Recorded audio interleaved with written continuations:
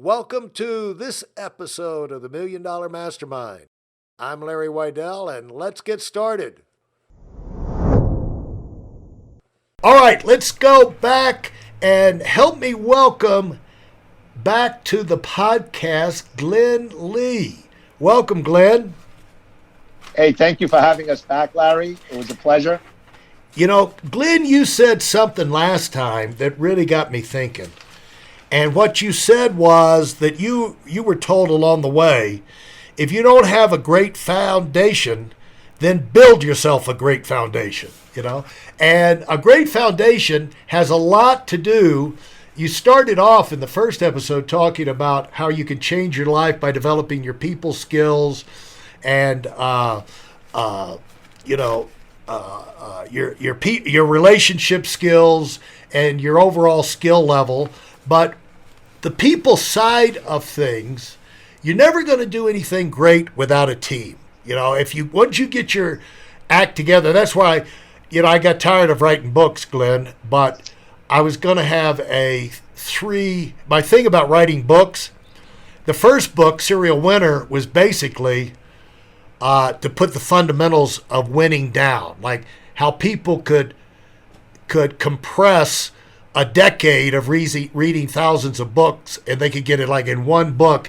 Here's how you do it. Here's how you organize yourself for success.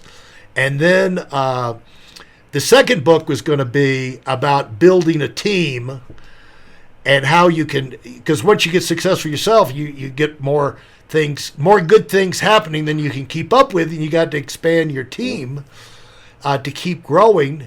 But then the last book was going to be, the third and final was going to be about becoming elite, not just winning, not just building a team, but how do you go to number one? And so maybe sometime in the future I'll write those other two books, but we can talk about it now.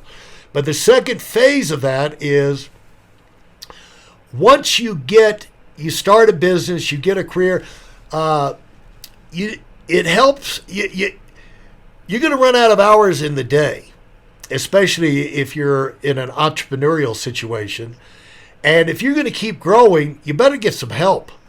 And it's great if you can get help just to get things done, but especially if you can get help in areas where you're maybe not that great at, and that can really transform your life, And so, because that's where two can turn into the power of four. But so I'd like to, not everybody, a lot of single people listening here, but a lot of single people are not going to stay single. And maybe, even the people who are single who are listening, this could give them some ideas about thinking about going forward. But I'd like you to start off about the idea of involving your partner in the business, because some people have their, it's important at least have your partner on your side and knowing what you're doing, so you can grow together and develop together, go to the same events, talk about the same issues, even if they're not actually working in whatever business it is you have. If they feel like you talk to them, you include them enough to where they feel like they're involved. And then sometimes they're working side by side with you. But how important has that been for you? And then after we do that, we're going to talk about expanding the core of your team, because as quickly as you can get successful and then start putting your core group together, sometimes that your partner, your spouse is part of that, sometimes not. But in your case, I think your partner made a big difference. Is that right?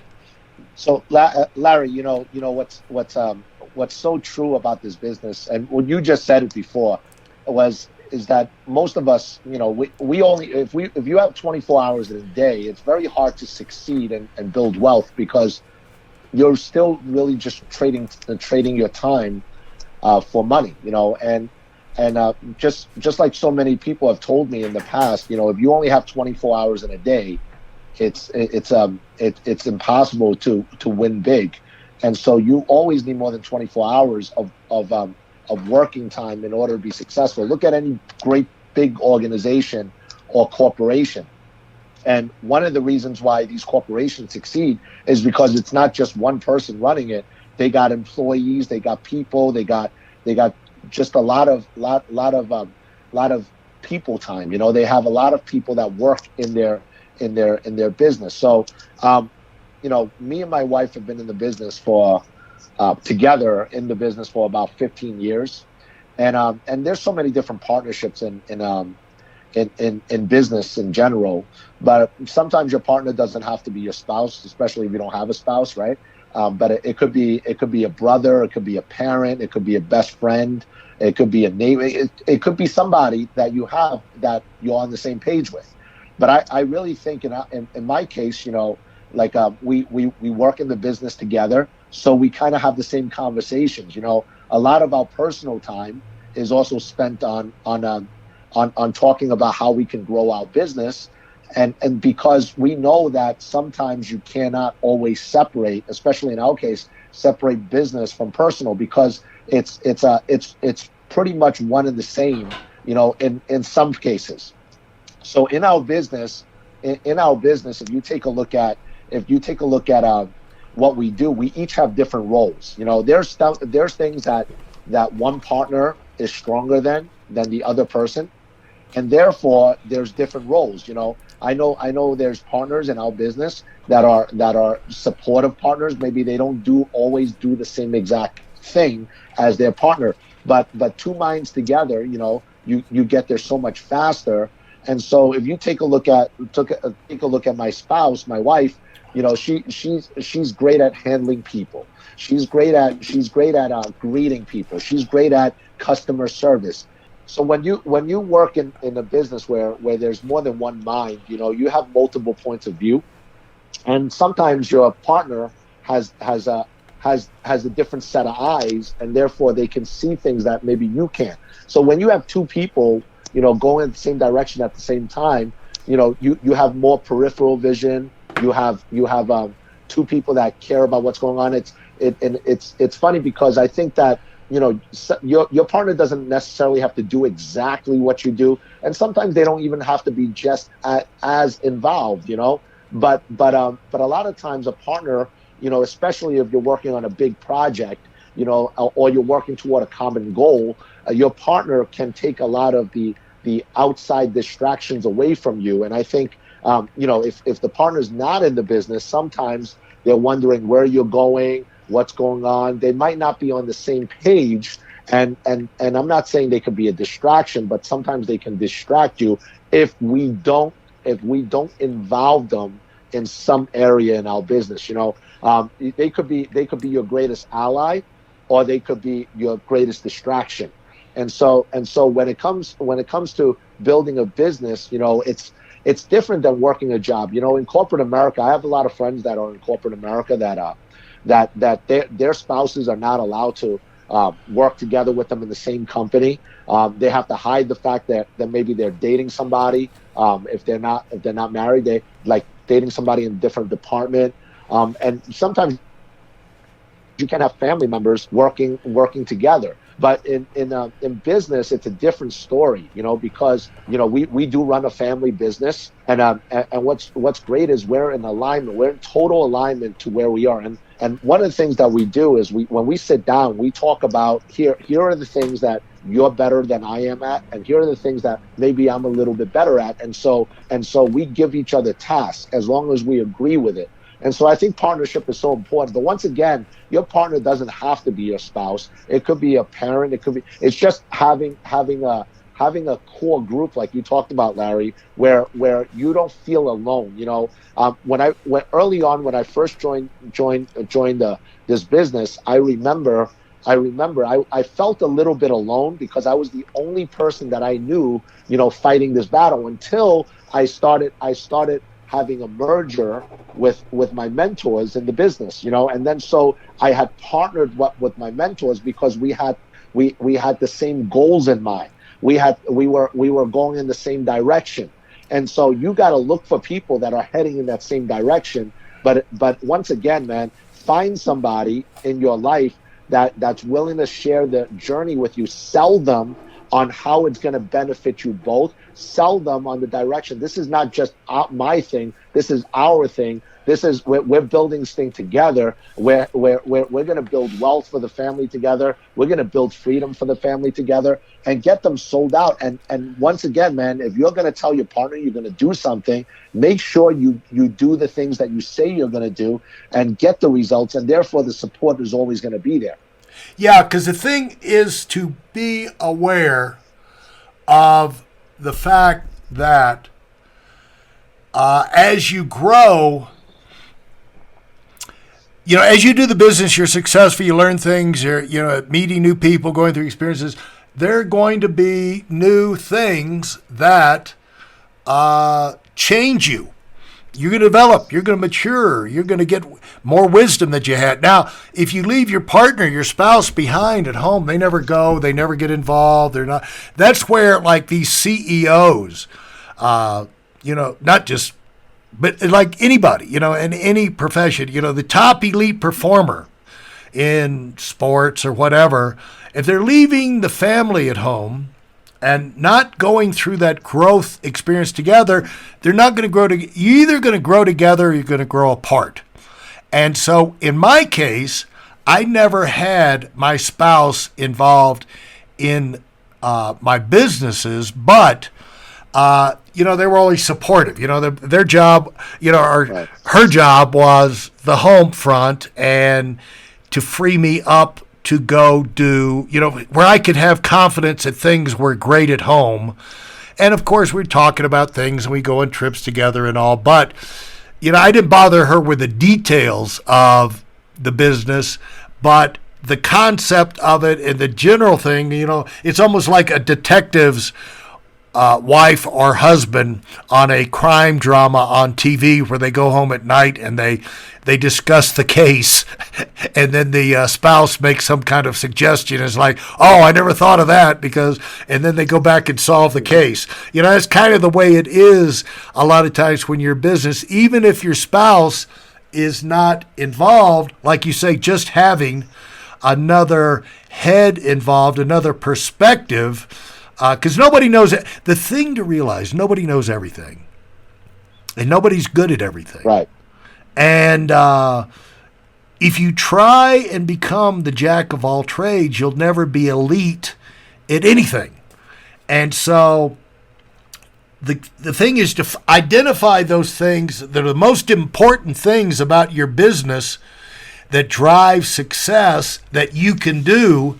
And you focus on that, like if you're in medicine, and you're a surgeon, focus on surgery and build a team around you to help you do that. You don't need to check people in and fill out the insurance forms for them when they come in for their surgery. You don't have to wheel them down the hall to their room.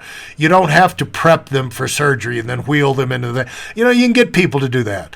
And a lot of times you can do a whole lot. Glenn, did you find in building your core group the importance of your core? Because I heard this from the beginning, that most revolutions are run with a very few people at the core.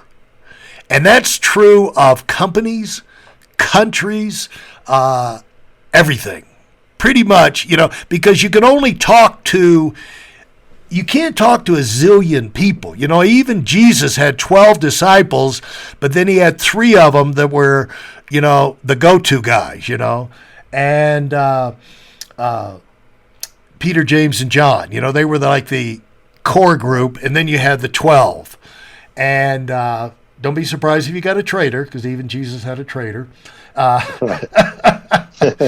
Keep your eyes open. You may have a Judas, so don't feel the other thing is don't feel sorry for yourself if you have a Judas in there, but the thing is 11 out of 12 were great. So the deal is that you can get a lot done with a few people. And talk about some of your experiences with developing your core and how that's empowered you, that it didn't take a zillion people, but you do have to have a few people you can really count on. It's funny that you talk about that, Larry, because I remember prior to the business, I used to have I used to have a lot of people that I would hang with my friends, and and people that that you hung out with, that maybe you would go maybe to a lounge with, or hang out, play sports with, whatever it was. But we used to have a decent group of people, and the longer, as soon as I started in the business, what I realized was that there's a lot of people that are not gonna go with you. There's a lot of people that don't, either they just don't want to, or they don't have the desire to, or they just don't, they're just not willing to put in the work. And what you realize is, over time, your group, now we have, instead of having a bunch of associates, we have just a few really close people, and so when you're building your group, your core group, these are people that you can confide in. These are people that are heading the same direction that you're heading. These are people that, when you have a conversation with, that they understand what you're talking about. They're in the same game, and they're fighting the same fight. And there's got to be truth tellers in your life. There's got to be people that, if you ask them a question, if you're asking a question, to a mentor, first of all, if they just say, keep going, keep doing what you're doing. Now, sometimes that is the truth, but a lot of the times we need to hear, what we really need to do. And maybe if we're doing something that's not right, then we need to have people let us know that in a positive way. So when you have a mastermind group, or when you have a group of people, your core group, it's, first of all, the journey can get lonely, if you don't have people that are going the same direction. And I don't believe anybody in this world is self-made.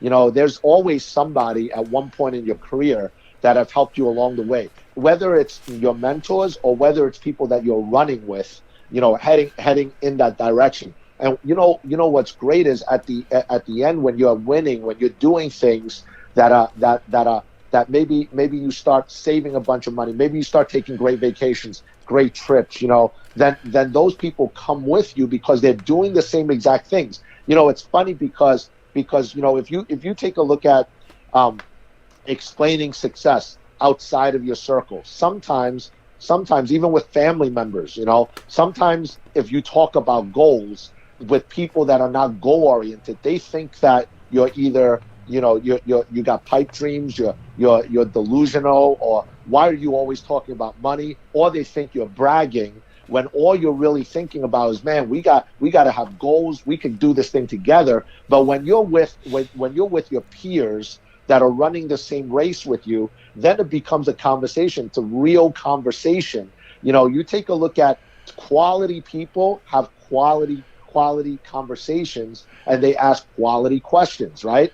And so if we take ourselves, especially in a business like ours, the moment you take yourself away from the group of people that you're running with, and you go back to the quote unquote normal world, the conversations change. And if we, just like the media right now, if you're watching TV all the time, if you're like so many people are right now, right? If you're watching TV, then you get influenced eventually.